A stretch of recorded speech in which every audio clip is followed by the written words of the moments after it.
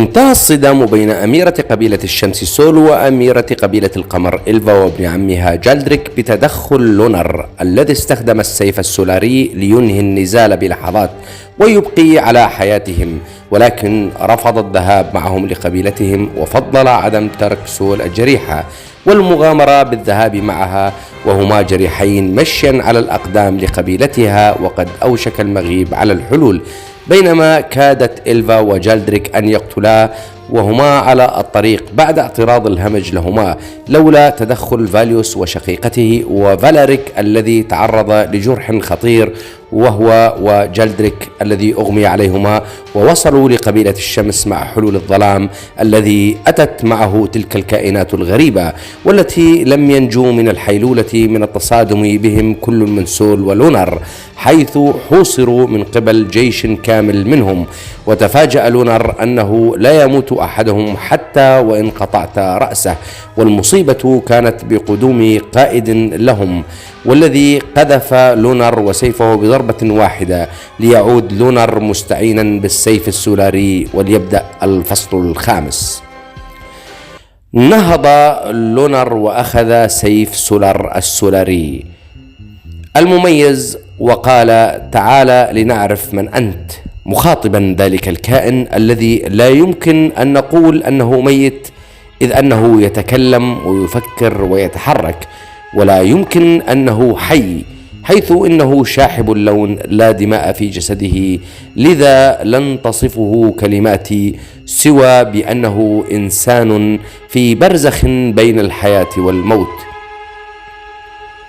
وكان شعره أسود ولكن عليه وشم قمر، وهذا ما أثار حفيظة لونر فخاطبه قائلا: تمتلك وشما لوناريا ولكنك لست بلوناري. فرد عليه ذلك المخلوق المرعب بمنظره وعينيه الحمراوتين قائلا: الفضول قد يقتل صاحبه أحيانا، بالرغم من أنك مقتول بفضول أو بدون فضول. فنظر لونر للعدد الضخم الذي حوله وقال في نفسه: حتى وإن هزمته لن أصمد أمام هذا العدد الهائل، ليس لي إلا أن أعمد على استفزازه. فقال له: بالطبع ستكون واثقا من نصرك وقتلنا وأنت تمتلك هذا العدد من الجيش. أول ما رأيتك ظننتك فارسا، وخاصة مع هذا الوشم، ولكن يبدو أنك تعتمد على جيش لقتل شخص واحد مثلي. فقال له ذلك المخلوق: هل تظن أن لديك فرصة لهزيمتي؟ فقال لونر: أعتقد هذا. فقال ذلك المخلوق: إذن لن يقاتلك غيري. فقال لونر: سأكون مشتت الذهن بالقتال وأنا أرى جنودك سيهاجمون السيدة التي معي أثناء قتالنا. فنظر ذلك المخلوق للجند حوله وقال: تراجعوا ولا تقتربوا منه أو منها حتى تنتهي معركتنا، فإن هزمني فلكم مطلق الحرية بالهجوم عليهما، ولكن إياكم وقتلهما. يجب أن تأخذونهما لسيدنا يجب أن تأخذونهما لسيدنا لأحياء، فدماؤهما مميزة وروحيهما مميزتان، سيكونان غذاء للترقي. ثم نظر للونر وقال: هل أنت مرتاح في القتال الآن؟ فقال لونر ومتحمس لأنه قتال فرسان. فاندفع ذلك المخلوق نحو لونر وانقض عليه لونر وتصادما، وكردة فعل للتصادم بتلك القوة كل منهما قذف للوراء، فالتقط الجنود سيدهم قبل أن يقع على الأرض، بينما لونر استطاع التماسك ووقع على قدميه ثابتا. فنظر القائد الجنود الذين التقطوه فضربهم بيده وقذفهم بعيدا وقال: ألم أقل لا يشتركن أحد في القتال؟ فهجما ثانية على بعضيهما، وكانت حركاتهم سريعة باستخدام السيف، وكل منهما اقترب من عنق الآخر ونجا بأعجوبة. وكانت الغيوم تحجب ضوء القمر، وتحركت قليلا فسطع ضوء القمر. وعندما سطع لاحظ لونر أن الجند بدأوا ينظرون للقمر ويستنشقون الهواء، فنظر القائد للقمر واستنشق وشعت عيناه وقال: سطع في اللحظة التي أحتاجها.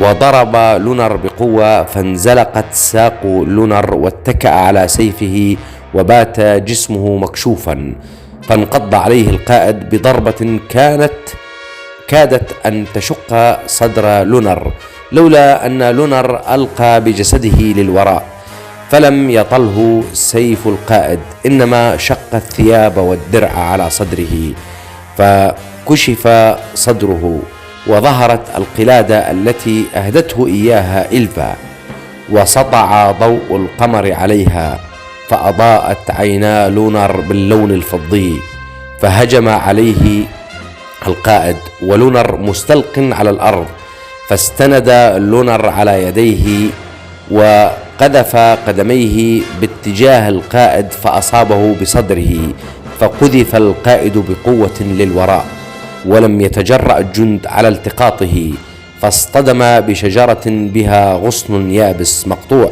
فغرس بظهره وثبته على الشجرة، فتلبدت الغيوم وصرخ الرعد. فنظر القائد للونر وقال: لقد رأيت عينين تشع هكذا في قديم الزمان، يبدو أنني استهنت بك، ما اسمك يا هذا؟ فقال له لونر. فقال القائد: لا يمكنني المغامرة بأن تفلت، يجب أن تأتي معنا. أيها الجنود، هيا اقبضوا عليهما. وفي تلك اللحظة نزلت قطرة مطر على رأس لونر، وقال: هل هي النهاية؟ وبدأ المطر ينزل، وهنا بدأ الخوف في عيون الجندي. وقال القائد الذي تحت ظل الشجرة ولم يصله المطر: هيا، ما بكم؟ فتقدموا ولكن ببطء، وهنا نزل وابل من المطر، فهرع الجند هاربين يختبئون تحت الأشجار الكثيفة. فنظر القائد للونر وقال: يبدو أنك محظوظ. وهنا لونر فهم أن المطر يؤثر عليهم بطريقة ما، فأسرع وحمل سول وبدأ يركض في المناطق المفتوحة الخالية من كثافة الأشجار، وهو يسمع زئير القائد يقول: لونر بصوت عالي: سنلتقي ذات يوم. ولونر يقول لسول: ليس معنا وقت، دليني على الطريق بسرعة قبل أن يتوقف المطر ويلحق بنا. فبدأت تشير له من أي اتجاه بحيث يتجنبون المناطق كثيفة الأشجار. وبدأ جرح لونر ينزف أكثر من ساقه. وقالت له سول: أنزلني، أستطيع السير. قال لها: ستبطئيننا لا أكثر. قالت له: ولكنك مصاب ومجهد، فلقد قاتلت الكثير اليوم، هذا فوق طاقتك. فقال لها: لا أحب ثرثرة النساء، من قال لك أن لي حدود في الطاقة؟ وبدأ يزداد سرعة حتى بدأ يسمعان خرير نهر. وقالت: اقتربنا، وبدأ المطر يتوقف. وقال: وصلنا في الوقت المناسب. حين وصلوا مجرور النهر وبدون تفكير قال لها: تشبثي بي جيدا. وبدأ يخوض في النهر. فقالت له: هذه المنطقة ليست عميقة. قال لها: ولكنها عريضة، لماذا؟ قالت له: لا تستطيع هذه الكائنات ملامسة ماء النهر المقدس، لذا حفر أجدادنا وأجداد القبائل الأخرى هذه المجارير العريضة لتحيط بقبائلنا، وقاموا بتوسيع المجرور كي لا يستطيع أحد من تلك الكائنات قطع جذع شجرة واستخدامه كجسر، وهم لا يخرجون إلا في الليل، ونقطة ضعفهم الشمس تقتلهم وماء النهر المقدس. فقال لها: والآن المطر أثر بهم، يبدو أن الماء عموما يضرهم. وبنهاية الحديث كانا قد قطعا مجرور الماء ووصلا للضفة، فقالت له: امشي من طرف الضفة. فقال لها: لماذا؟ قالت له: هناك أفخاخ وضعناها، وسارا حتى وصل إلى منطقة بها شبكة طرقات متقاطعة وكأنها رقعة شطرنج. قالت له: امشي ببطء في هذا الطريق. وبعد عدة خطوات قالت له: انعطف يمينا. فقال لها: الطريق مفتوح. قالت له: هناك مسارات معينة، والبقية فخاخ من رماح معدنية مدفونة تحت التربة، ما إن داس عليها أحد حتى ارتفعت للأعلى واخترقته. هذا هو حصن قبيلة الشمس، رمز العلوم. فأطاعها وصار يمشي وفق مسارات هي دلته عليها حتى وصلا نهاية الطريق. أما في قبيلة الذئاب القمرية فقد حمل الحرس جالدريك وفالريك وفاليوس الذين كانوا قد فقدوا وعيهم بينما سارت إلفا وخلفها إلينيا التي كانت تتلفت يمينا ويسارا خائفة. فالتفتت إليها إلفا وقالت: سيري جنبي ولا تخافي. بينما تجمهر سكان القبيلة من رجال ونساء وأطفال وكانوا يهمسون، ولكن همساتهم كانت تصل لمسمع إلينيا وهم يقولون: من هؤلاء؟ هل هم غرباء؟ كيف سمحوا لهم بالدخول؟ فقال أحدهم: لربما هم أسرى. هذا أقل ما نتوقعه من أميرة وفارسة كفارسة قبيلتنا إلفا. وكانت بيوتهم على شكل أكواخ من الخشب تختلف في تصميمها وحجمها عن بعض، حتى اقتربوا من المركز حيث كان هناك بناء ضخم قاعدته من الحجارة، فوقها بناء ضخم من جذوع الأشجار، يقف أمام بابه حارسان. فقالت إلفا: أدخلوا المصابين واستدعوا الطبيب حالا. فدخلوا جميعا لقاعة واسعة في صدرها عرش خشبي ضخم مطلي بلون الفضة، وأعلى العرش على الجدار منحوتة على شكل قمر، وبجوارها منحوتة على شكل ذئب فضي اللون.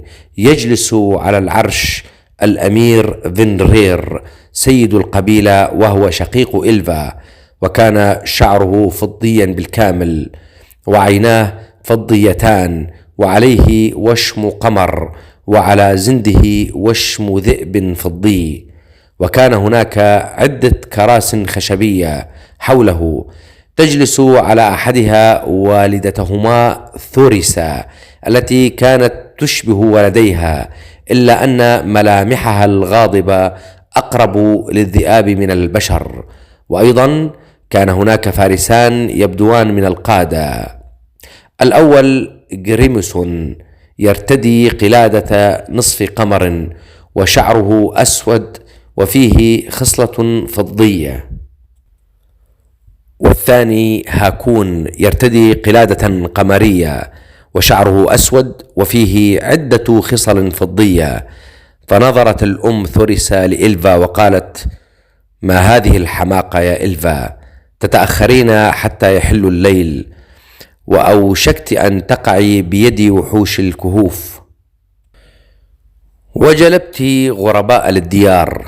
فتكلمت إلفا دون أن تنظر لوالدتها وقالت وهي تنظر لفينرير: وأنت يا فارس القبيلة وأميرها، ألديك ما توبخ به شقيقتك كوالدتك بدل أن تفرح لقدومها وتطمئن على سلامتها؟ أم أن القيادة أعمتكما عن عاطفة العائلة؟ فقال غريمسون: بالتأكيد لقد فرحنا لعودتك أيتها الأميرة. وأكمل بعدها هاكون قائلا: ولكننا قلقنا عليكما. فصاحت إلفا بغضب: أنا أخاطب عائلتي ولست أخاطبكما. فنظر لها فينرير غاضبا وقال: القبيلة كلها عائلتك، ثم أين بقية الجنود؟ وما حال جالدريك؟ ومن هذان اللذان بجواره؟ أهم أسرى؟ ومن هذه الفتاة؟ وهو يشير إلى إيلينيا. فخافت إيلينيا وأمسكت بيد إلفا، فنظرت لها إلفا نظرة حنونة وربتت على شعرها قائلة: لا تخافي يا... بالمناسبة ما هو اسمك؟ فقالت إيلينيا بصوت مرتجف: أنا إيلينيا، وهذا شقيقي فاليوس، وهذا الرجل كان يحمينا وهو اسمه فالاريك، لقد ساعدنا بالهروب من جزيرة الصيد في مملكة دوسبتيرا، أرجوك ساعديه، إن جراحه خطيرة ونبضات قلبه بدأت تضعف. فقالت إلفا: أتسمعينها من هذه المسافة؟ فقالت إيلينيا: أجل يا سيدتي. فقالت إلفا: لست سيدتك بل شقيقتك الكبرى، لا تخافي، لن يتجرأ أحد على لمس شعرة منكم وأنتم تحت حمايتي. ثم صاحت بصوت عال: ألم تجلب الطبيب بعد؟ ونظرت لجريمسون وقالت: اذهب واجلبه قبل أن أقتل طبيبكم. فقال جريمسون وقام، ثم قاطعها فينرير قائلا: منذ متى تعطينا الأوامر في حضوري؟ ونظر لجريمسون وقال: منذ متى وأنت تطيع غيري أمامي؟ فنظرت إلفا نظرة حادة نحو فينرير وتقدمت نحوه ووقفت أمامه وقالت: منذ أن أصبح الغرباء يساعدوننا وأنت تجلس على عرشك. وأشارت للفتاة وقالت: هذه الصبية التي ترتجف منك غرست سيفها بظهر أحد الهمج عندما اقترب سيفه من عنقي، كدت أقتل لولاها، وهذا الصبي قتل همجيا بسهمه، ولولاه لمات جالدريك. أما هذا، وهي تشير لفالاريك، فقد قتل 3 همج، أحدهم من قادة الهمج.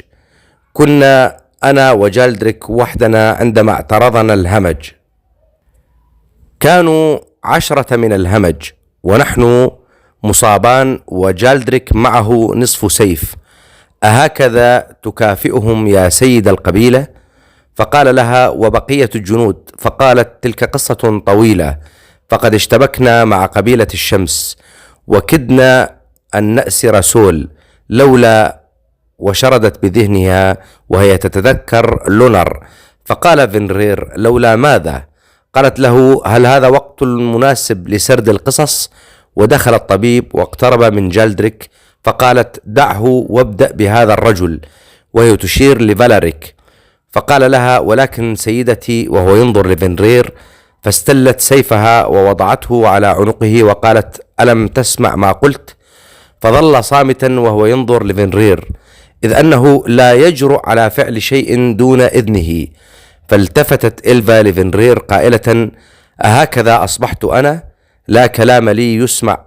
حسن يا فينرير، لا مقام لي بقبيلة لا تحترم أميرتها، وشقيق لا يقدر شقيقته. سآخذه للقلعة وأعالجه. وانحنت كي تلتقط فالاريك، ونظرت نحو إيلينيا وقالت: هل تستطيعين حمل شقيقك؟ فقالت ثوريسا: لا، لقد أصبحت مجنونة حقا. أتخرجين ليلا خارج القبيلة؟ فقالت إلفا: لم تعد قبيلتي. فقال فينرير للطبيب: أطع أميرتك. فبدأ الطبيب بفحص فالاريك وفتح حقيبته، وكانت مليئة بالعقاقير بعلب خشبية وبعض الأعشاب. فاقتربت إيلينيا من الحقيبة ونظرت لعشبة معينة، وقالت للطبيب: هل يمكن أن أستعير قليلا من هذا؟ فنظر لها الطبيب باستغراب. فقالت إلفا: خذي ما تشائين يا إيلينيا. فأخذت إيلينيا لقليل وسحقته بيدها وذرته في أنف شقيقها، وما هي إلا لحظات إلا وعطس واستفاق وهو يبكي ويقول: أين هم؟ فانحنت إلفا وأمسكته وقالت: اهدأ. ونظرت نحو الحارس وقالت: اجلب له الماء، ما زال مصابا بالصدمة من رؤية الوحوش. فنظر الطبيب لإلفا وقال: سيدتي، هناك جرح عميق في بطنه، لن أستطيع علاجه، يلزمنا حكيم القلعة. قالت له: هل يستطيع الصمود حتى الصباح ريثما نستطيع إحضاره؟ قال لها: لا أعلم، هذا يتوقف على بنيته. فقالت إيلينيا: بنيته قوية وسيصمد، ولكن عليك أن تكوي الجرح ليتوقف النزف. ثم نبشت بين النباتات وقالت: ألا يوجد شيء ليمنع الالتهاب؟ فقال الطبيب: هل أنت ملمة بالطب؟ فقالت إيلينيا: نوعا ما. فقال للحارس: أحضر قضيب حديد ساخن. وأخرج علبة وقال لإيلينيا: هذا مسحوق عشبة تساعد على الحيلولة دون الالتهاب، أنضعه قبل الكي أم بعده؟ فقالت: بعده. فقال لها: أحسنت، هل تعلمين لماذا نضعه بعد الكي؟ قالت له: لا. فقال: كيف عرفت؟ فقالت: هو الحدس. وعالج فالاريك وانتقل لجلدريك وبدأ بعلاجه. ثم قالت إلفا للحرس: احملوا هذا الرجل لبيتي، وهي تشير لفالاريك، ونظرت لفاليوس وشقيقته وقالت: وأنتما تعالا معي. فقالت والدتها ثوريسا: أتأخذين غرباء ليبيتوا في بيتك واثنان منهم رجال؟ فقالت إلفا لأمها: خذي من تشائين من الرجال ودعيهم يبيتون في بيتك إن كنت غيورة، لن أمنعك. ونظرت لفنرير نظرة باردة وقالت: تولى أمر والدتك، خيرا لك ولها، وعندما تنتهي من علاج جلدريك تعال لبيتي، أريد أن أكلمك بأمر هام. ومضت نحو بيتها الذي كان بالقرب من بيت فنرير، ومعها فاليوس وشقيقته وفالاريك محمولا على الأكتاف. أما سول ولونر فقد اقتربا من البوابة الرئيسية للقبيلة، وكانت ضخمة ومعدنية، وعليها رسومات شمس ودببة، وحولها من الجانبين أسلاك شائكة عالية تحيط بالقبيلة. ولاح لهما حارسان، فنظر الحارسان وقالا: قمري يحتجز أميرتنا. وأشهر أحدهما السيف والآخر القوس. وصاح للوراء: هناك هجوم، أبلغ راغنر والقبيلة. فصاحت به سول بعد أن قالت للونر: أنزلني، وأنزلها، وقالت: أخفض سيفك وقوسك أنت أيها الأحمق. فقال: مولاتي، إنه قمري، هل أنت رهينة؟ فقالت له: ألم تسمع الأوامر؟ فأخفضا سلاحيهما. وقالت: افتحا البوابة. فترددا. فقالت لهما: ما بكما؟ هل أصابكما الصمم؟ فقال أحدهما: سيدتي، إنه قمري، هل تريدين أن يقطع سيدي راغنر رأسينا؟ فقالت: وهل سيبقي رأسيكما إن علم أنكما أبقيتما شقيقته في الخارج؟ فقال لونر غاضبا: لقد هدنا التعب وأنهكتنا جراحنا، هل ستفتحان البوابة أم أفصل رأسيكما أنا؟ فالتفتت إليه سول وقالت: هل أطلب منك معروفا؟ فقال لونر: أسرعي فقد نفد صبري.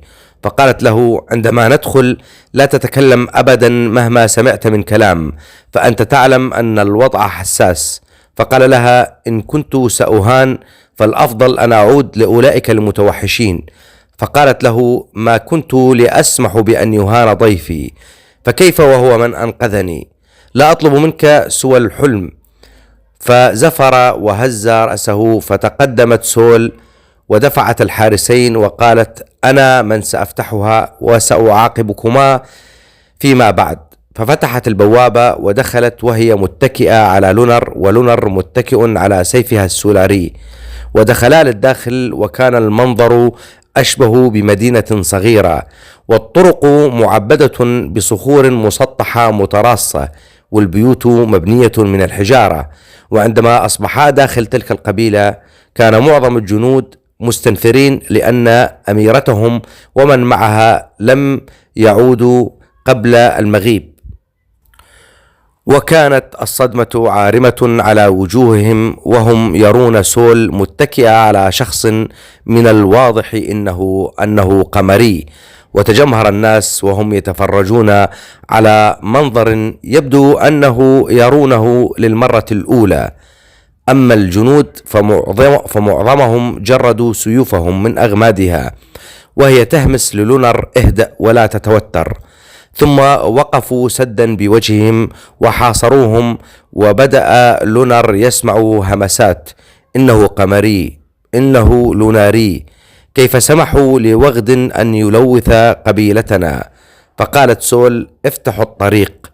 فترددوا، فصاحت سول: افتحوا الطريق. ففتحوا الطريق وأصبح كممر شرفي. وفجأة جاء فارسان يبدو أنهما من القادة، يرتديان فراء دببة وعليهما وشم شمس وبنيتهما قوية ويتشابهان بالشكل وكأنهما توأمان. الأول اسمه أورين والثاني برجير. فقالت سول: ابتعدا يا أورين وبرجير. فقالا: سيدتي، هل تعنين ما تقومين به؟ هل تعين ما الذي تفعلينه؟ فقالت: وهل تعيان ما عقوبة وقوفكما بوجهي؟ فتقدم شخص ثالث أضخم منهما بنية وخشونة، وكان يرتدي كما يرتديان، وجميعهم ذو شعر ذهبي.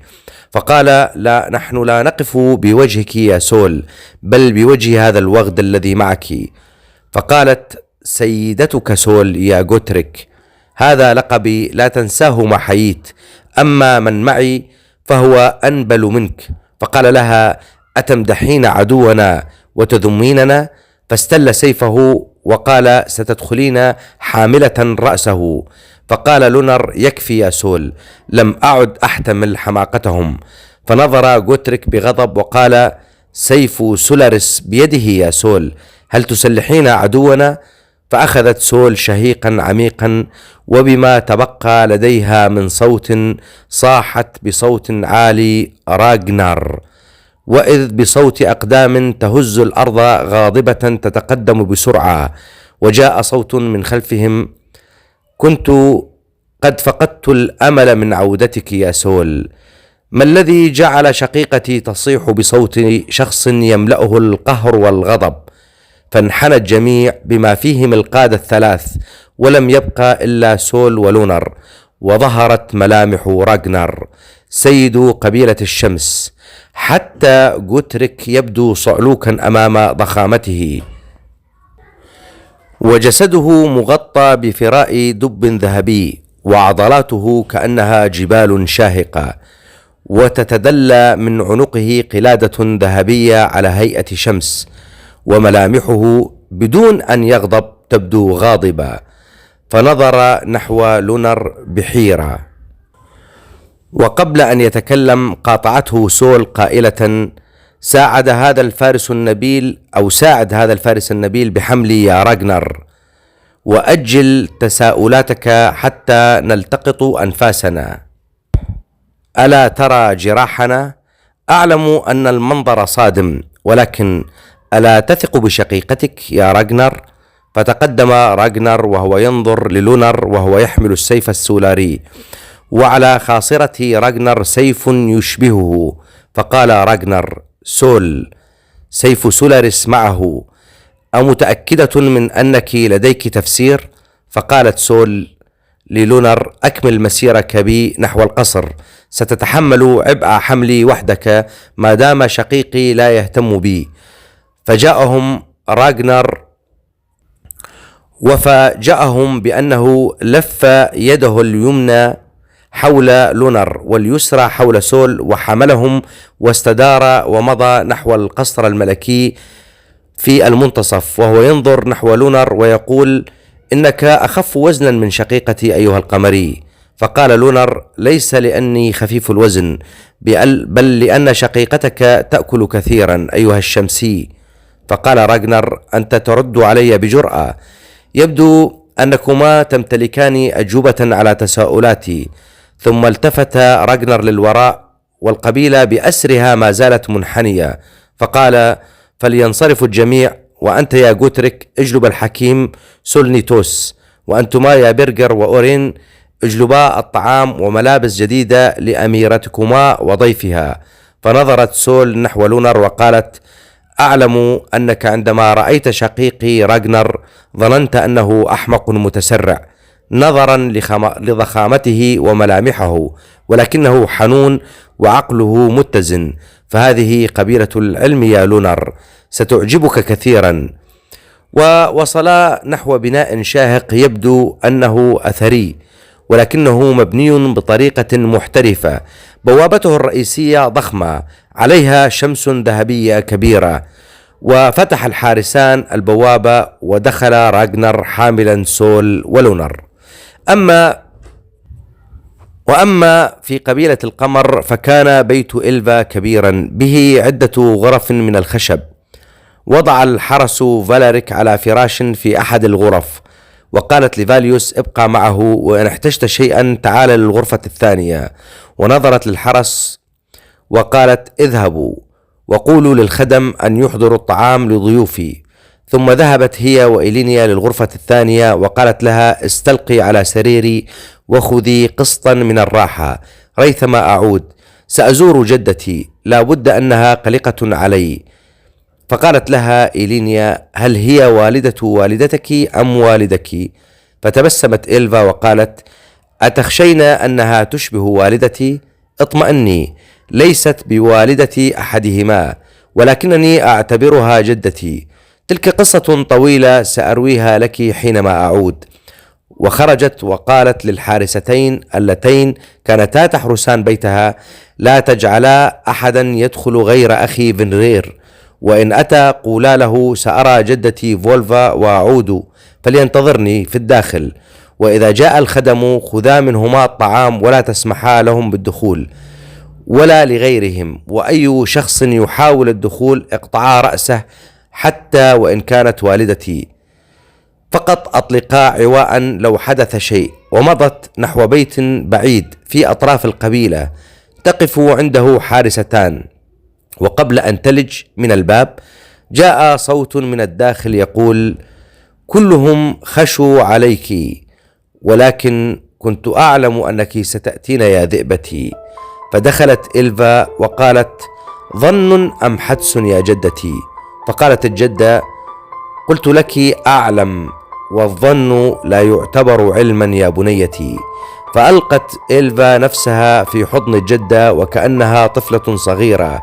وكانت الجدة متقدمة بالعمر كثيرا، وكان شعرها أبيض مائل للفضي، وعلى يدها وشم على هيئة هلال، وعيناها مغمضتان، وعندما فتحتهما كانتا بيضاويتين من العمى.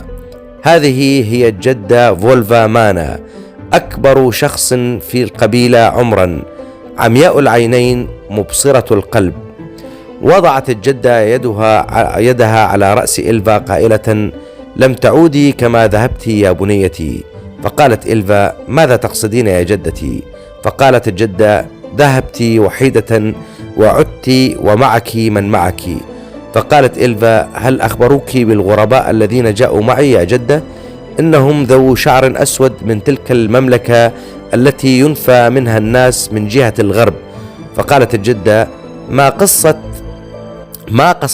من أتوا معك من الغرباء، بل أقصد شخصا آخر تحملينه بداخلك. فأطلقت إلفا شهقة طويلة وقالت: هل تشعرين بما أشعر يا جدة؟ فقالت الجدة: لا أشعر، بل أرى قمرا روض ذئبتنا التي عجز كل من في القبيلة على ترويضها. فقالت إلفا: هل ما زال حيا يا جدتي؟ هل تشعرين به؟ فقالت الجدة: لا لذة للحياة إن كنا نعلم كل ما خفي علينا، ولكن اروي لي ما الذي جرى وكيف تعلقت به. فروت لها إلفا ما جرى، ثم قالت الجدة: إذن ما شعرت به هو القلادة التي أعطاك إياها، دعيني ألمسها. فوضعت إلفا القلادة بيد الجدة وتحسستها، وأعطت شهقة كبيرة ثم زفرة طويلة، وقالت: رجل مضمن بالهموم، طعنة في قلبه أعمق من جراح جسده، ما أتعس حياته، يسدي المعروف وينكر. فقالت إلفا: هل علمت لماذا سرق مني قلبي؟ فقالت الجدة: أحسن قلبك الاختيار وأخطأ القرار. فقالت لها إلفا: هل هو من نصيبي؟ فقالت الجدة: لا أعلم. فقالت إلفا: لماذا شهقت يا جدة؟ هل هناك شيء غريب فيه؟ فقالت الجدة: بل في نسله. فقالت إلفا: وما به نسله؟ فقالت الجدة: فارس لم تشهد الممالك مثله، سيغير خارطة الأرض. فقالت إلفا: أهو من نسله مني يا جدتي؟ فقالت الجدة: لا، فذلك الصبي اجتمع به القمر والشمس والنجم، وسيأتي قريبا إلى هنا. وإلى هنا تنتهي أحداث هذا الفصل، لنعلم في الفصل القادم ما الذي سيجري من أحداث.